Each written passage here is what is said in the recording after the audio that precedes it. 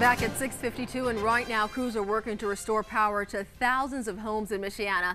This just in, the outages in St. Joseph County have just jumped to 20,000. Elkhart County follows with more than 4,000. In LaPorte, there are 1,000 homes without power.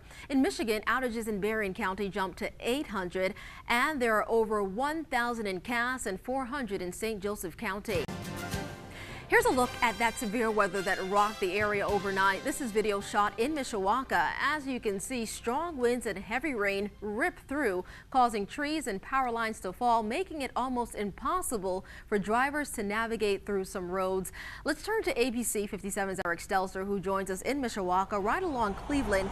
Now, Eric, is that road still blocked off between Main and Grape at this hour?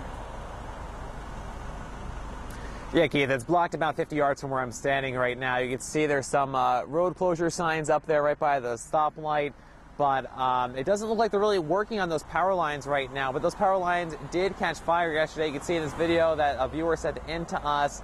Now, those knocked out power to the surrounding area. That storm also knocked out some cable to some people, as well as internet service. Now, throughout the overnight hours into early morning, multiple crews have been down here working to restore the power. Right now, like I said earlier, no crews down here repairing it right now, so it looks like it could be on the tail end of that repair work. I did some checking. There are some detours. I drove both of the detour routes, really not too long, so don't expect any major delays today, but just expect to hit them here this morning. Once again, those delays, they're going to encounter those over here on Cleveland at the intersection of Cleveland and Grape. They're also going to be over at the intersection of Cleveland and Main Street in Mishawaka. Reporting live in Mishawaka, Eric Stelzer, ABC 57 News. All night into the early morning, our viewers sent in photos and videos from all across the area. Check out these pictures out of South Bend. A viewer took these while driving from the south side to the north side of town. You can see the wind brought down large limbs on Michigan Street and down trees on Riverside Drive. The debris blocked much of the area, causing major delays and heavy damage. Now let's head to the intersection of Rockney Drive and Cedar Street. There we find even more damage from storms that rolled through. These are photos of a large tree on top of a Cadillac. As you can see, that car is seriously damaged. And check out this flying debris in Mishawaka. This is video taken right along Main Street. You can also see plants and trees bending in the wind. And check out those dark clouds. People eating at nearby restaurants can even be seen running towards their cars. Strong winds even rattled light poles. Now let's head west. Here's a look at storm damage out of LaPorte County. These are pictures sent from another one of our viewers just after 9 Monday night. You can see big tree limbs scattered all about. And get this, trapped in a car for nearly 2 hours. That's how one St. Joseph County couple spent the eve of their anniversary. Storm debris fell on top of 3 cars, including theirs. ABC 57's Emily Pritchard has the details. She reports from Fur Road. Hundreds of branches like this one fell last night here around 8:30 near the intersection of Fur and Douglas. Some of those branches were much bigger and actually trapped 3 cars underneath them with 6 people inside. It happened so quickly, you didn't have time to think. Debris littered Fur Road Monday night after storms whipped through St. Joseph County. We saw some of the trees turning and whipping around. Joe Cezanne was driving his wife and 2 family members home. There were 2 or 3 cars ahead of us, and a red light came up, so we had to stop. Once heavy machinery pulled away a giant tree branch, that's when you could see what really stopped them in their tracks, when tree branches came crashing down on their car and 2 others. All the glass came down and everybody just, sort of screamed. However, I just thought, okay, we're safe. Safe, but stuck.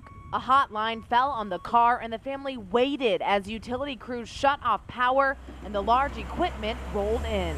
After being stuck inside the car for nearly 2 hours, ABC 57 was there as crews helped Cezanne's wife out of their vehicle. Thank goodness.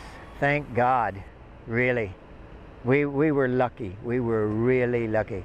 And I guess sometimes you don't realize how lucky you are. Cezanne told me that today he and his wife are celebrating their 42nd wedding anniversary. And while he said his wife may not be willing to get back into a car to celebrate, he said this morning he is just happy everyone is okay.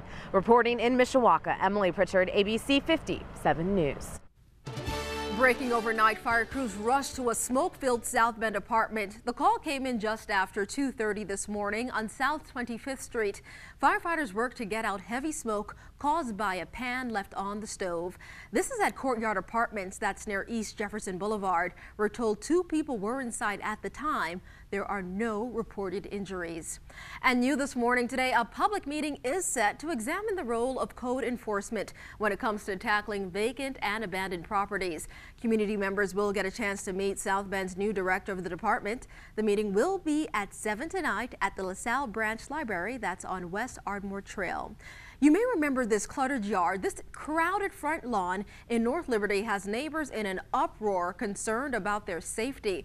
Some even compared this clutter to a landfill. At a hearing today, a judge is expected to decide what happens to Michael Goebel's belongings. The judge will rule on whether or not he's in contempt of court for not removing all of his things as previously ordered.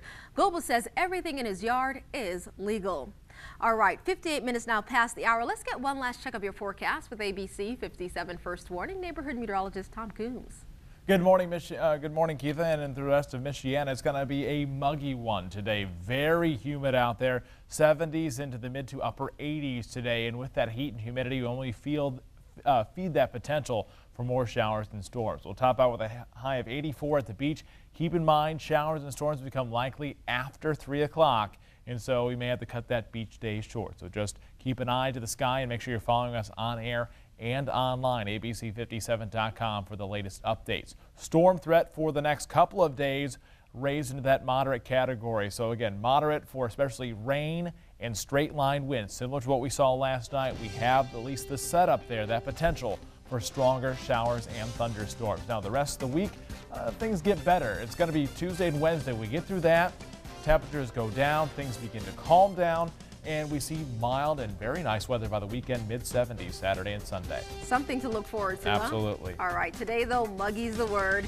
Thank you guys so much for waking up with us here at ABC 57 News. We'll see you right back here at 5. GMA's up next, and we'll be sure to talk to you later.